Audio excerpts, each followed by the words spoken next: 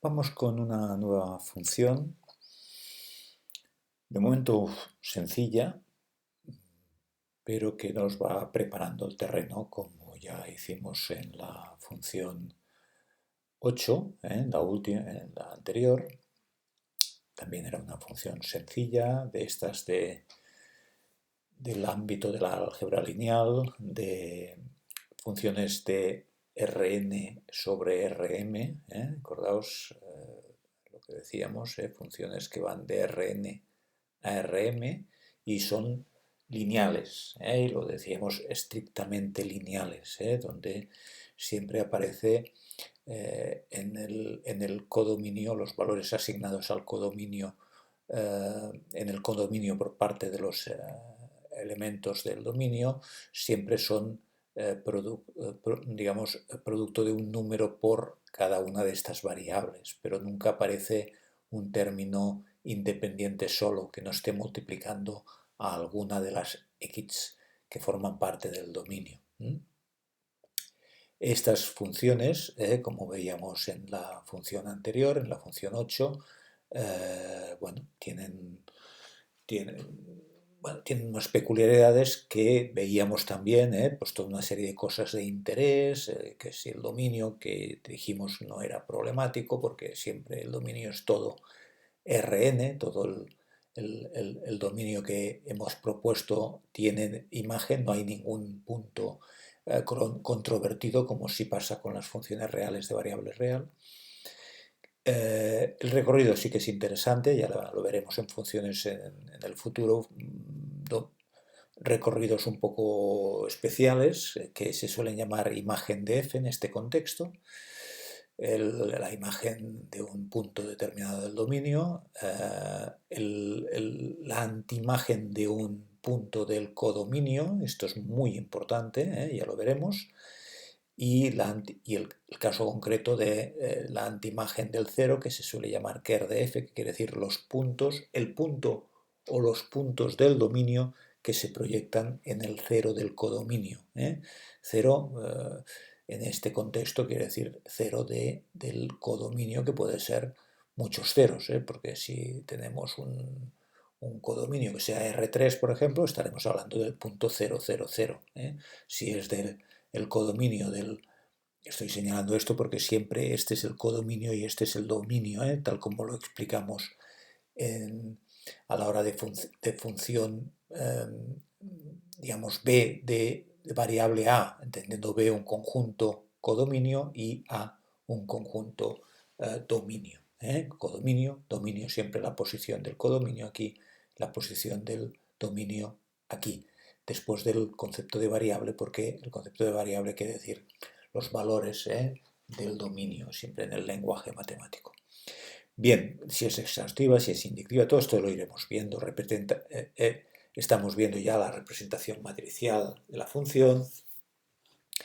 Veremos el concepto de base en futuras sesiones, el concepto de matriz de cambio de base, etc. Todos estos conceptos van a ir apareciendo. Este esquema es fundamental en estas funciones que vamos a ver en estos próximos vídeos. Bueno, vamos con nuestra función 9, que es una función ahora, así como en el caso anterior teníamos que iba de R2 a R, ahora va de R2 a R2. Veis que tenemos dos coordenadas y dos coordenadas en el codominio. Que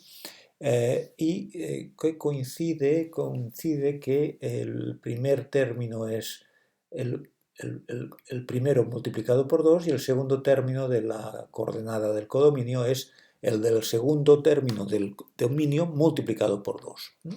Esto lo hace peculiar y fijaros que esto es R2 del dominio y esto es R2 del codominio. Y fijaros la peculiaridad de esta función.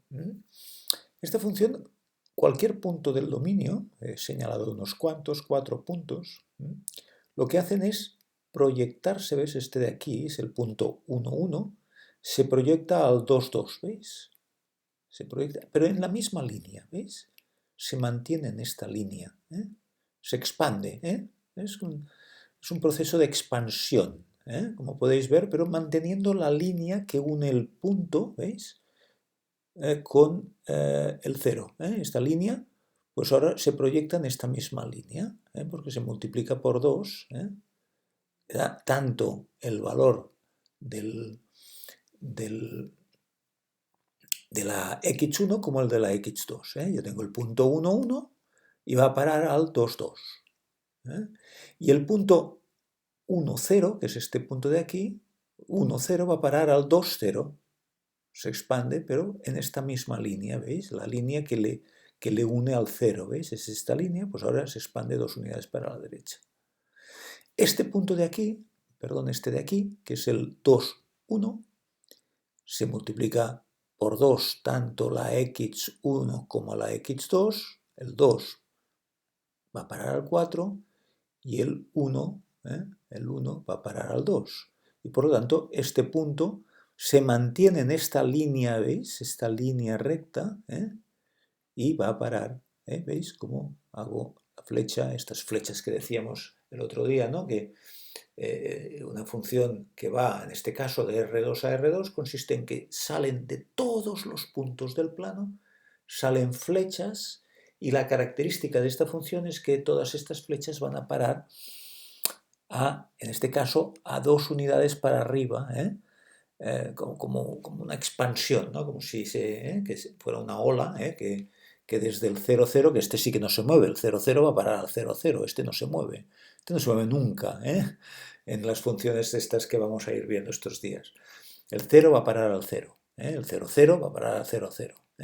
Pero este va a parar aquí, este va a parar aquí, este va a parar aquí, 2 veces más, y este de aquí, que es el menos 1, menos 2, pues se multiplica por 2, tanto la x1 como la x2, y va a parar pues el 1 se multiplica por 2, va a parar al menos 2, y el 2, el menos 2 se va a multiplicar por 2 y va a parar al menos 4. Por lo tanto, es este punto que es el menos 2, menos 4. ¿Veis? Este es donde va a parar. Pero respetando esta línea recta. Por lo tanto, fijaos que es como un proceso de expansión. Todos los puntos que están en el dominio, ¡pum!, se expanden, pero se expanden manteniendo la línea que une el punto respecto al origen de coordenadas.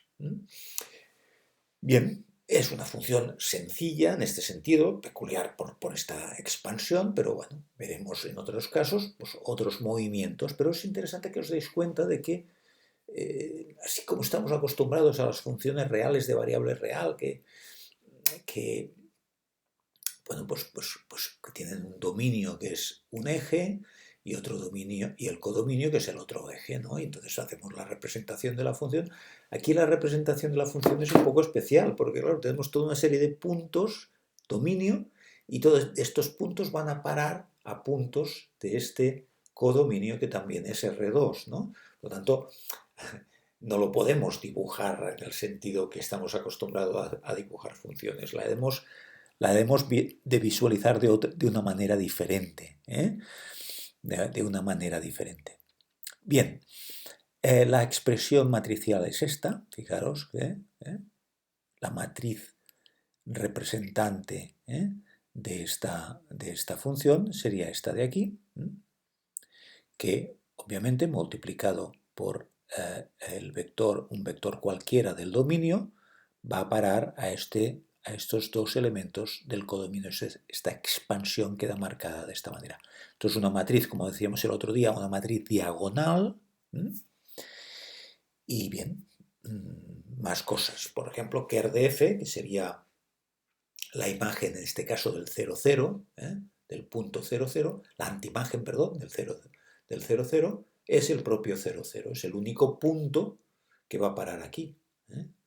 No hay otro punto que vaya a parar aquí, obviamente, porque no hay ningún otro punto que multiplicado sus coordenadas multiplicadas por 2, tanto la primera como la segunda coordenada, vayan a parar al 0, 0. Imposible, ¿no? Por lo tanto, es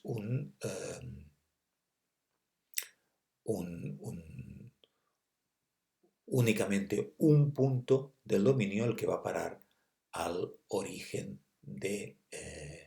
del codominio. Esto es importante porque veremos en otras funciones, en lo sucesivo, que esto no es así siempre. El 0, 0 siempre va a parar al 0, 0. Si estamos en R3, pues el 0, 0, 0 y el 0, 0, 0, pero en este caso, como estamos en R2 y R2, pues el 0, 0 va a parar al 0, 0, pero hay otros casos que hay más puntos del dominio que van a parar al 0, 0. Que Ker de F no es solamente el punto 0, 0. Imagen de F es R cuadrado, porque siempre a cualquier punto de aquí, cualquier punto del codominio, llega alguna flecha, llega alguna flecha procedente de aquí. Siempre va a llegar, pues, puntos que sea la mitad de las coordenadas a donde ha llegado, ¿no? Por ejemplo, el punto 2, 2, pues ¿cuál sería el que? Pues dividir por 2 las dos coordenadas, porque al dividir por 2, al multiplicar por 2, pues tendremos la coordenada correspondiente. ¿De acuerdo? Bien. Más cosas. Es inyectiva y es exhaustiva. Es inyectiva y es exhaustiva. Exhaustiva porque, por lo que decimos aquí, que la imagen de F es todo el codominio. ¿De acuerdo? La condición de exhaustividad, acordaos, esto lo vimos en las primeras lecciones, en las primeras funciones. El concepto de exhaustividad quiere decir que cualquier punto del codominio tiene una antiimagen. ¿De acuerdo? ¿Vale? Y es inyectiva cuando todo elemento del dominio tiene una única imagen en el codominio. ¿De acuerdo? Hay una condición en este tipo de funciones para que sea inyectiva, y es que Ker de F sea lo que llamamos Ker de F sea trivial. El trivial. Trivial quiere decir el que sabemos que seguro llega al punto 0, 0. Este es el trivial.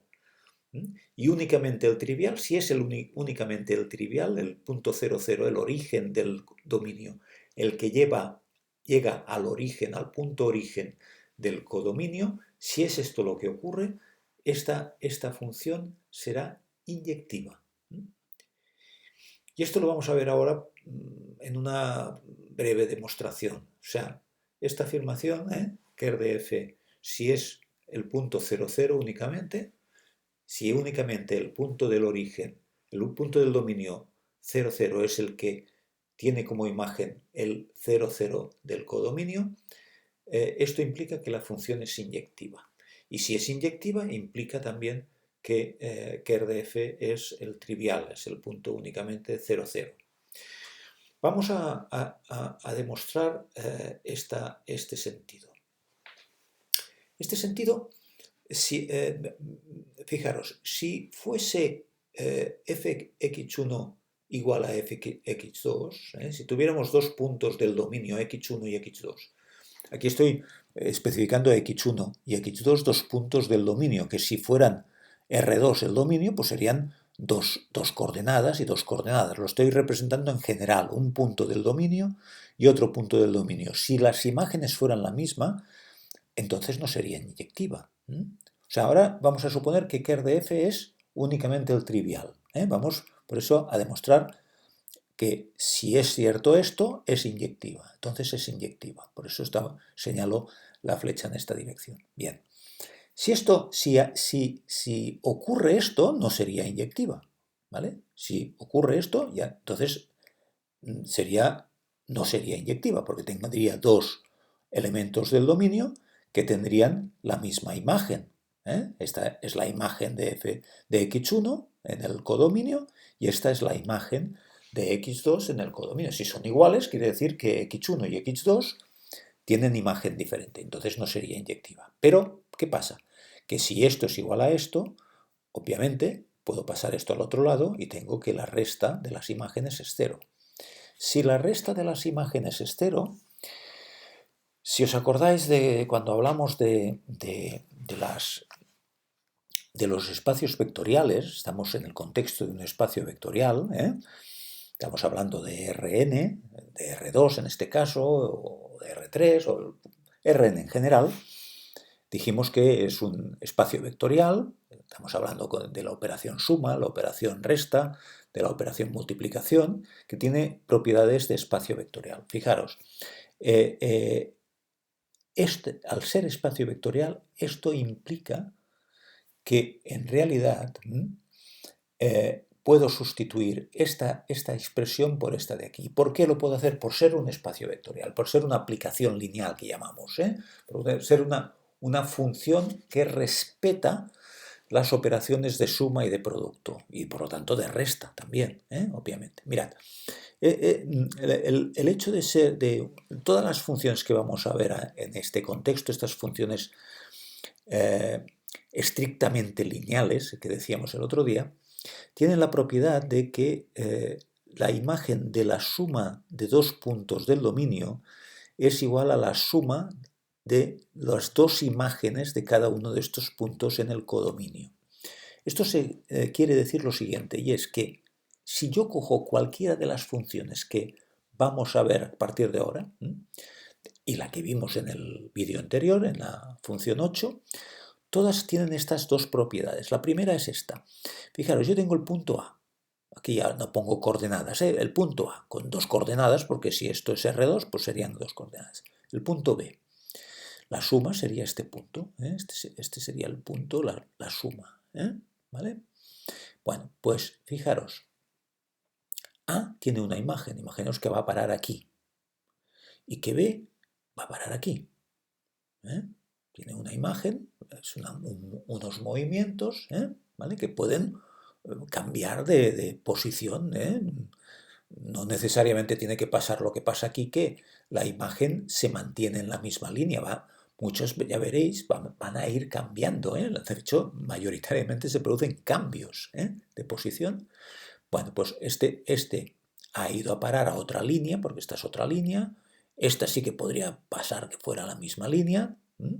Pero en todo caso, fijaros que ahora, cuando yo sumo f de a y f de b, tengo, ¿veis?, esta expresión de aquí, ¿vale?, que es justo la imagen de la suma de los dos vectores del dominio. Por lo tanto, aquí estoy en el dominio.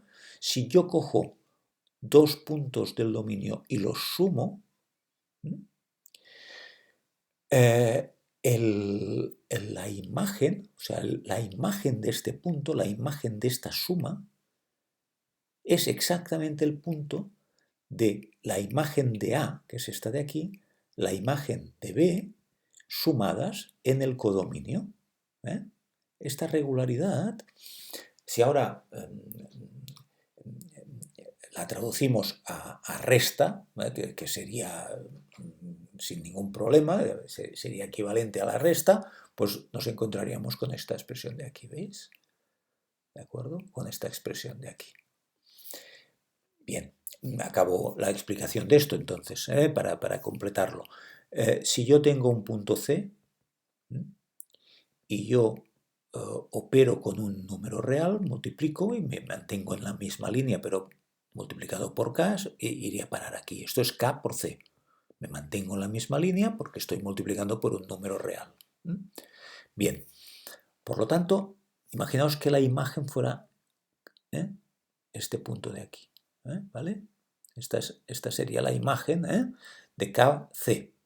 Bueno, pues la imagen de KC, la imagen de KC coincide, su imagen, la imagen de KC, que es este punto de aquí, su imagen coincide con K multiplicado por f de C. F de C, fijaos, este C ahora cambia de posición, se va aquí, ¿veis?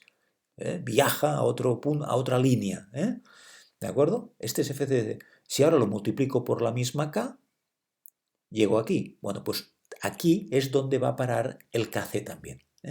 Esto es común a todas las funciones lineales, lo que llamamos aplicaciones lineales o funciones lineales, que yo le llamo estrictamente lineales para diferenciarles de las que tienen un término independiente, que serían las afines.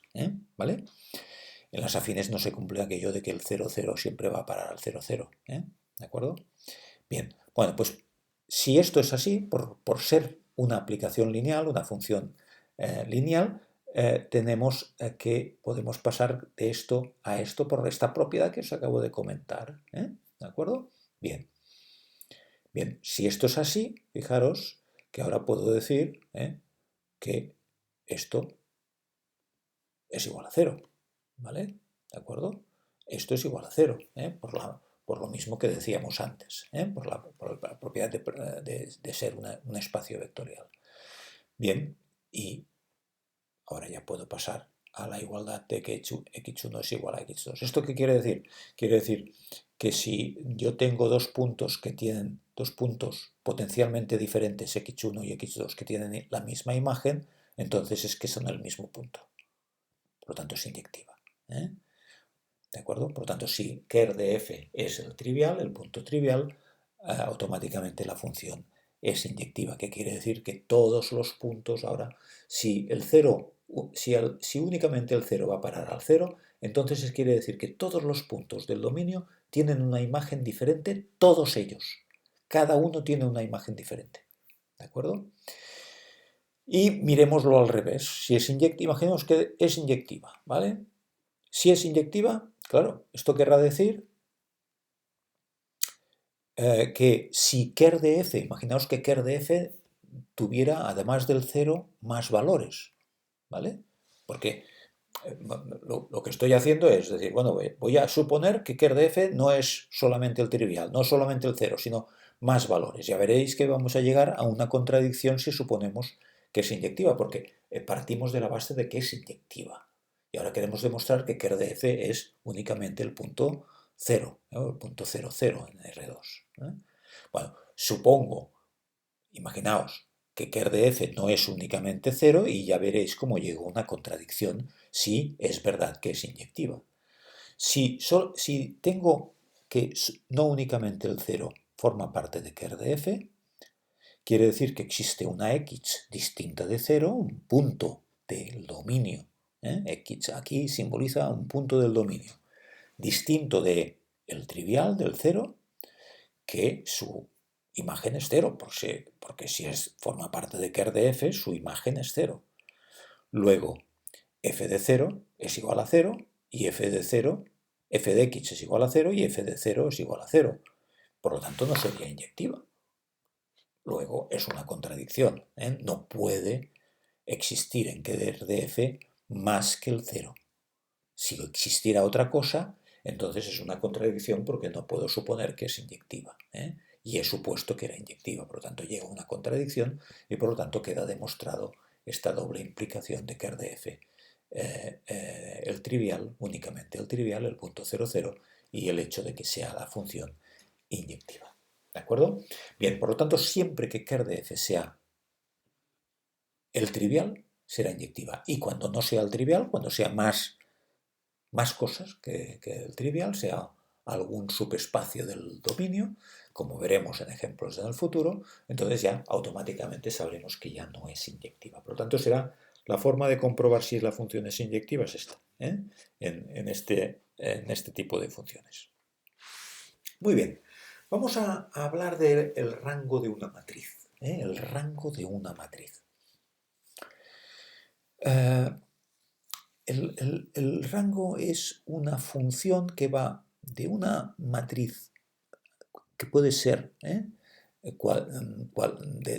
n filas y m columnas, puede tener el número de filas y el número de columnas que queramos. Es una función que va a los enteros. A una matriz le asocia un número entero. ¿En base a qué hay este proceso de asignación de un número entero a una matriz? Mirad, lo que hace es f de a, este número entero asignado, es el orden de la matriz. El orden quiere decir el número de filas y columnas, porque veréis que como es un determinante será cuadrado, será matriz de el orden de una matriz, el orden de la matriz submatriz, de una matriz que sea submatriz de una matriz. O sea, ahora la definición es un poco liada, posiblemente, pero es que no se me ha ocurrido de otra manera expresarlo de forma fácil, que no sea muy formal. es el orden de la matriz submatriz de una matriz con determinante no nulo. Ahora veréis que se entiende mejor con ejemplos. Mirad, esto es una matriz, ¿vale? ¿Cuántas submatrices tiene esta matriz? Que obviamente si es una submatriz será una matriz, porque por eso es el orden de la matriz submatriz de una matriz. ¿De acuerdo? Una submatriz es una matriz que está dentro de otra matriz.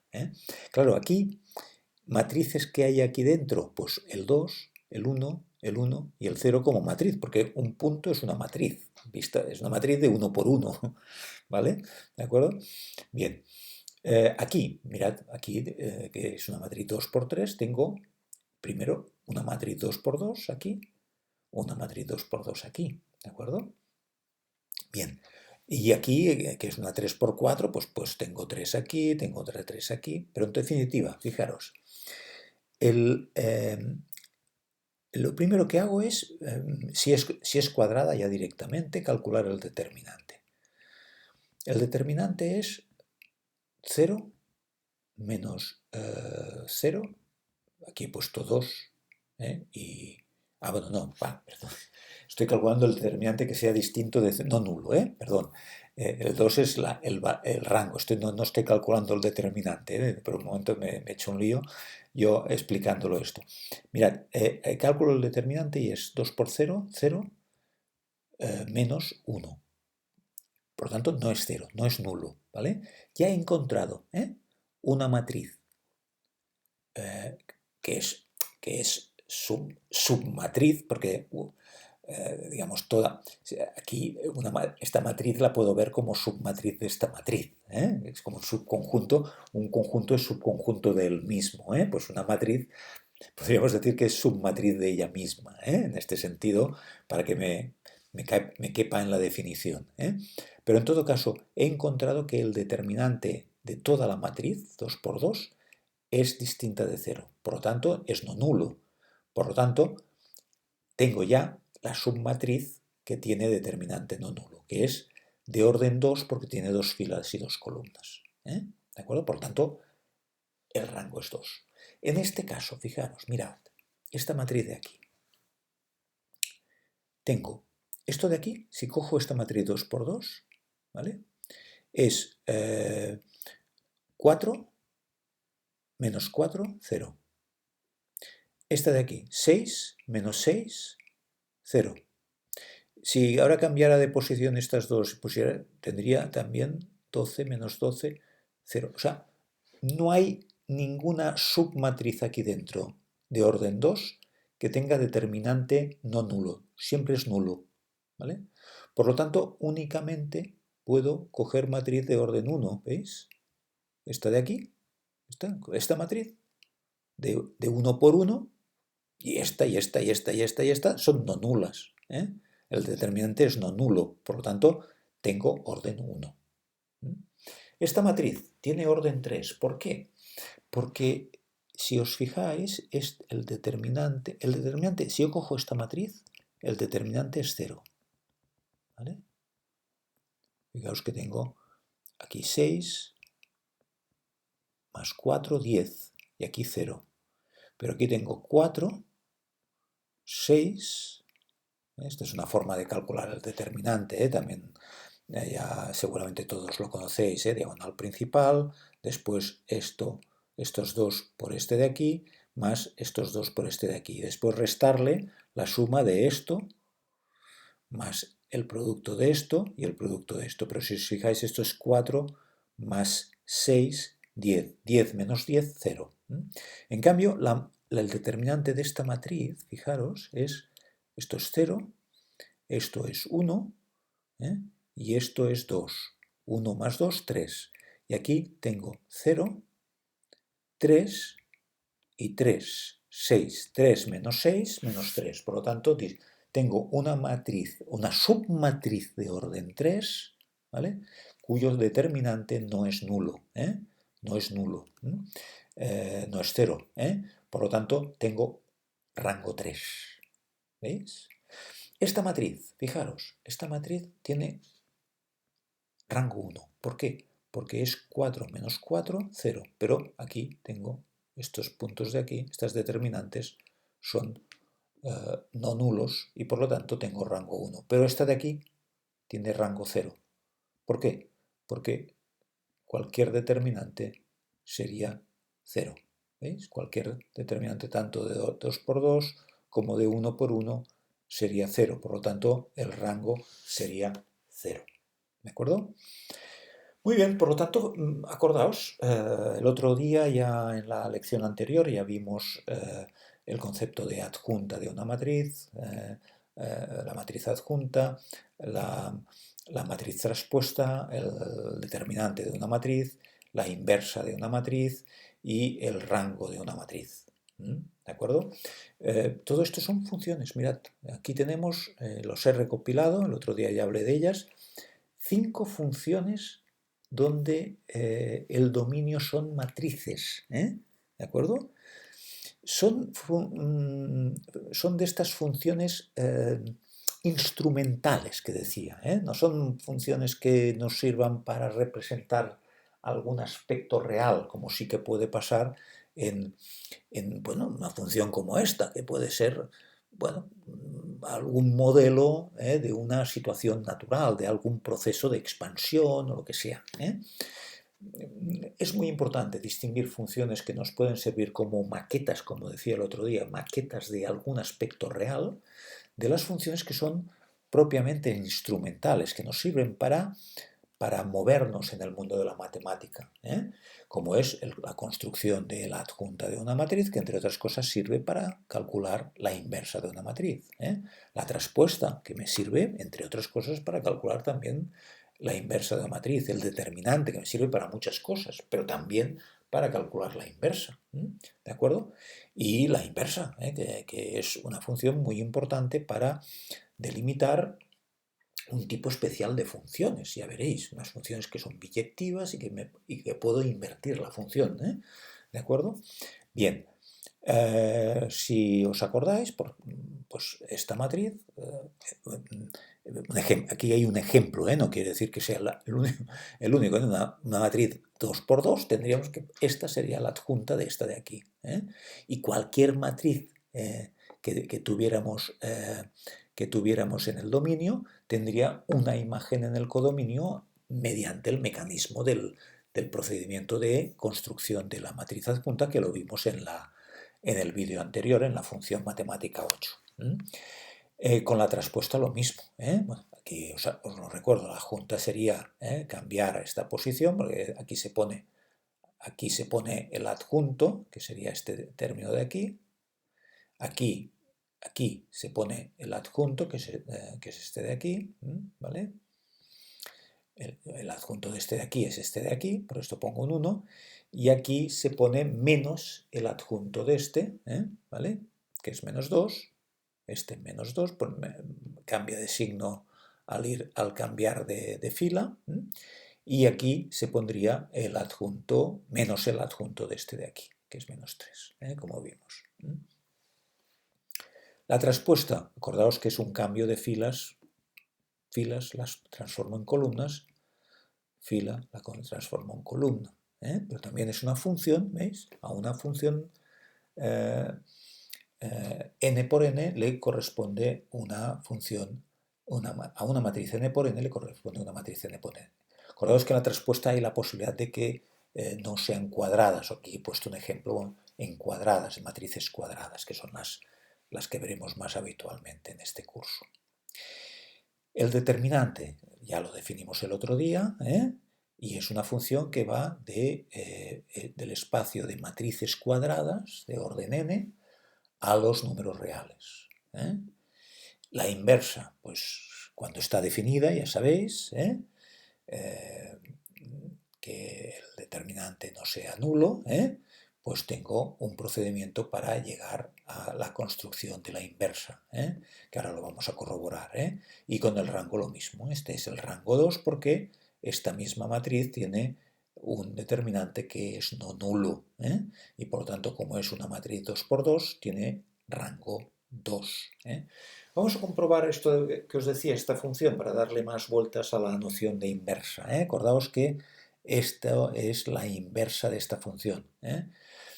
Bueno, vamos a comprobarlo. ¿Cómo lo comprobamos? Bueno, pues multiplicando una por la otra. ¿De acuerdo? Fijaros, yo la multiplico, ¿veis? Ya sabemos cómo se multiplica esta fila por esta columna, me da esto, esta fila por esta columna me da esto de aquí, esta fila por esta columna me da esto de aquí, esta fila por esta columna me da esto de aquí. Tengo la matriz unidad. Por lo tanto, esta es la inversa de esta. Para ser la inversa, necesito que al dividir, al multiplicar, tenga la matriz unidad. ¿De acuerdo? De la misma, o sea, lo podría expresar de esta manera. ¿De acuerdo? A dividido, bueno, esto sería A dividido por A, aquí me he equivocado, esto es un error, sería A multiplicado por A menos 1, y sería A dividido por A, aquí esto es un error, ahora lo cambiaré, ¿de acuerdo? Esto es A dividido por A, que sería lo mismo que poner A multiplicado por A menos 1, que es lo que quería poner, y este 1 quiere decir la matriz unidad. Esto es equivalente en números a esto. Si yo divido 5 por 5, tengo 1, que lo puedo expresar como 5 multiplicado por 5 menos 1, la inversa de 5, que es 5 elevado a menos 1, o 1 partido por 5. ¿De acuerdo? Por tanto, aquí, ahora lo cambiaré, en el futuro cuando entréis a este fichero tendréis el cambio. Será A partido por A, igual, equivalente aquí, A multiplicado por A inversa de A, igual a 1, a matriz identidad, matriz 1, que es esta de aquí. ¿De acuerdo? Bien, y para acabar, bueno, algunas propiedades del determinante de una matriz. En la lección anterior hablé del determinante, pero bueno, no os hablé de una serie de propiedades. Bueno, pues por ejemplo, que el determinante de una matriz A es igual al determinante de la traspuesta, obviamente en matrices cuadradas. Que la fila, si una fila o una columna es de ceros en una matriz, el determinante será 0. Obviamente, pensad que si yo calculo el determinante a partir de aquella fila, siempre tendré 0 multiplicado por lo que sea. Por lo tanto, obviamente, si yo tengo una fila o una columna entera de ceros, el determinante será automáticamente 0. Si una fila o una columna es múltiplo de otra, si una fila o una columna es múltiplo de otra, entonces el determinante es 0. Creo que antes salía algún caso de estos, por aquí. Fijaros, por ejemplo, os he dicho antes que el determinante de esta matriz era 0, ¿verdad? Lo hemos visto, pero fijaros que este es el doble. ¿Veis que es esta multiplicada por 2, o esta sumada con ella misma, ¿de acuerdo? Me da esta de aquí, esta columna. Bien, por lo tanto tengo una columna que es el resultado de sumar esta columna por ella misma. Por lo tanto tengo un caso como este que os estoy diciendo, donde entonces automáticamente el determinante va a ser 0. Si se intercambian filas y columnas, lo que va a cambiar es el signo del determinante, pero no va a cambiar el valor absoluto del determinante. Os decía el otro día cuando os hablé de la interpretación del determinante, que tiene que ver digamos, con la posición relativa de los puntos que intervienen en la matriz, y del hecho de que que dibujen un área si es R2, un volumen si es R3 y un hipervolumen si fuera R4, pero en todo caso que entre los puntos, que los puntos no estén como en un plano, digamos, ¿no? Impidiendo volumen o hipervolumen, ¿no? De alguna manera, el hecho de que no haya un volumen o no haya un área en R2 implica que hay dependencia entre los puntos, que hay esta noción de que uno es múltiplo del otro, de que cuando un vector es múltiplo del otro, lo hemos visto antes, ¿no? Cuando quiere decir que yo me expando, ¿no? O aquí, en esta función de aquí, ¿no? Claro, si yo paso de aquí a aquí, este punto es como es múltiplo de este, porque lo he multiplicado por 2, ¿no? He multiplicado por 2 el punto, ¿eh? Bien, por lo tanto, cuando yo tengo una situación como esta, quiere decir que hay dependencia, que los puntos no son independientes entre ellos, no están en líneas distintas que los unan al cero, y esto implica que el determinante es cero. El determinante marca esto, el hecho de que haya que en la matriz estén implicados puntos independientes, que no tengan nada que ver, que estén en, en- en zonas completamente diferentes respecto al punto original que es el cero, ¿eh? De alguna manera, ¿eh? Esta es un poco la idea que es muy geométrica, ¿eh? De la noción de determinante. Pero a nosotros nos es útil porque cuando el determinante sea cero quiere decir que hay vectores, que hay puntos en esta función que representa aquella matriz que están en la misma línea que une al cero, ¿eh? Y esto va a ser, ya veréis, en funciones futuras muy importante. Sumando un múltiplo de una fila o una columna a otra fila o columna, el determinante no cambia. Bueno, esto quiere decir simplemente que este espacio que hay entre los puntos se mantiene, ¿eh? O sea, que de alguna manera no hemos alterado este volumen o este espacio o esta área que tenemos entre los puntos. Si existe la inversa de una matriz, existe la inversa de una matriz solo si el determinante es distinto de cero, ¿eh? Precisamente porque cuando pase esto, la función va a ser biyectiva, va a ser inyectiva, va a ser exhaustiva y por lo tanto podremos invertir la función. O sea, de la misma manera que hemos ido de dominio a codominio, podremos ir de codominio a dominio, hacer el concepto de función inversa. Esto ya lo veremos en funciones en el futuro, ¿eh?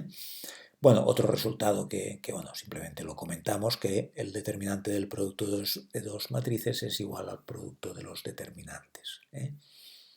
Y finalmente, si A y B son dos matrices semejantes o similares, entonces el determinante también es cero, ¿eh?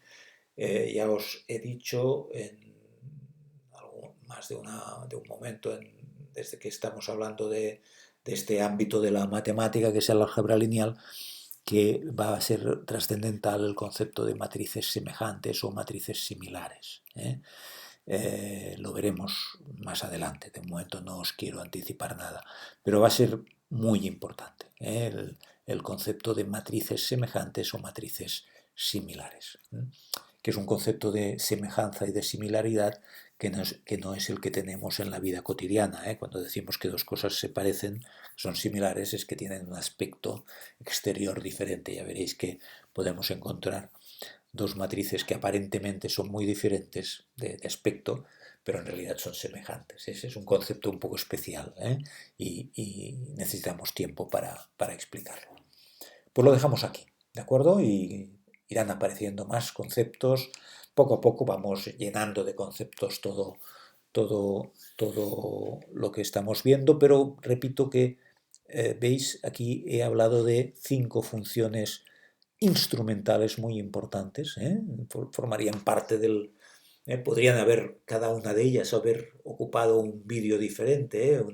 Una función matemática diferente. Por lo tanto, las funciones matemáticas que veremos en este curso son unas, pero podríamos ver otras y estaremos viendo otras colateralmente, ¿no? Como en este caso estas 5 importantísimas funciones, sobre todo la inversa, la función determinante, la función rango, son capitales en matemáticas, son cruciales, pero son funciones instrumentales, ¿eh? Que nos ayudarán a, a manejar todos estos conceptos, sobre todo las funciones protagonistas, que serán estas funciones que irán de Rn a Rm, que son las que normalmente son modelo en ámbitos de la biología, de la economía, de la física, de la química, funciones que que representan movimientos, cambios. En la arquitectura también se utiliza mucho este tipo de movimientos para estudiar movimientos, cambios de posición, en fin, estas funciones van a ser las que van a ser más protagonistas para nosotros en estos próximos vídeos. Perfecto, pues lo dejamos aquí. Muchas gracias.